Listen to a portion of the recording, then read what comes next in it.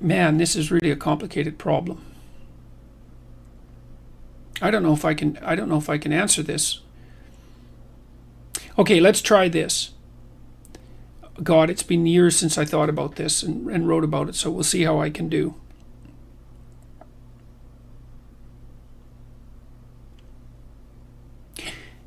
You could think about this from a perspective of Piagetian constructivism.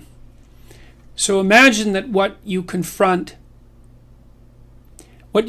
fundamentally in the world is what is unknowable. And what is unknowable has an intrinsic meaning. It's both frightening and compelling simultaneously. It activates predator detection systems that protect you in the way that a prey animal is protected by freezing and withdrawal and that sort of thing. But it also makes you curious. So that which you do not understand, which is something that you can conceptualize as that which has not yet been made habitable world, has an intrinsic meaning. Now the question is whether the fundamental stuff of the world is that meaningful unknown or something material. You can make the case that what we recognize as material is actually a pragmatic reconceptualization of the meaning, of the ambivalent meaning of the unknowable.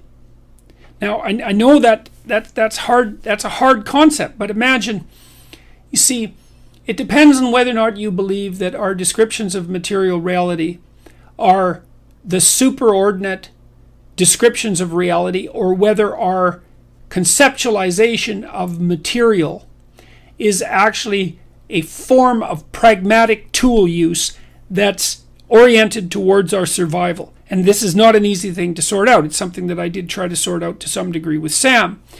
Do we have an objective description of reality, and is reality something that can be objectively described, or are we using a technology that produces so-called objective representations to facilitate our tool use? It's a hard question, right? Because obviously our advanced technology, which we use in a tool-like fashion, is a consequence of our materialist science, which begs the question, is the fundamental purpose of the science descriptive or pragmatic? Now, I tend to think it's pragmatic, because I think our fundamental problem is a problem of survival. So there's a way of looking at the world where the fundamental reality is the chaotic potential that gives rise to fear and curiosity. And that's how your nervous system responds, by the way. And see, that's interesting to me, because I would say, well, it's a truism of evolutionary biology that what your nervous system is adapted to, what you're adapted to as a consequence of your 3.5 billion years of evolution, is reality, and that there's no other real way of defining it. And so the way your brain construes reality is as if what you're confronting is an indeterminate chaotic potential that first generates something like apprehension, fear, and curiosity secondarily. The apprehension to freeze you so that you don't get eaten or destroyed, and the curiosity to allow you to engage with what's unknown and to transform it into habitable territory, which in large part consists of tools. Now, the unus mundus that Pauli and Jung talked about seems to me to be associated with this idea of that chaotic potential.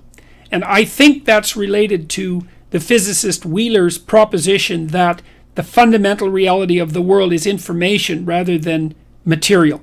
That material is a secondary,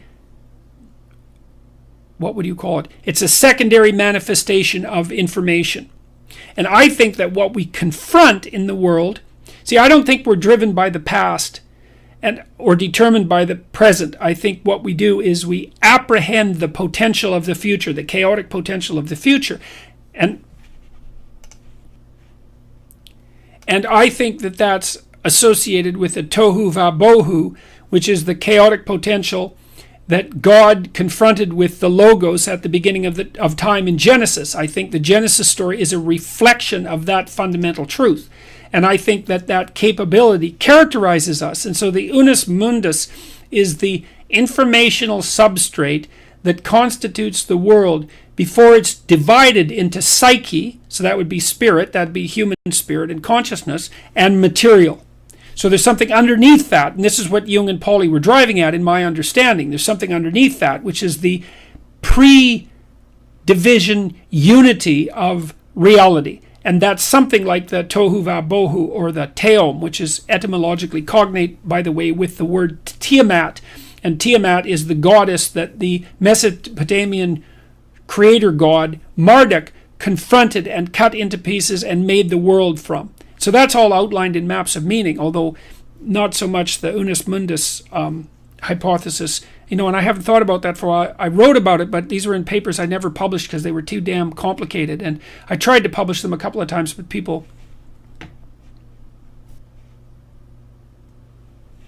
didn't understand what I was talking about.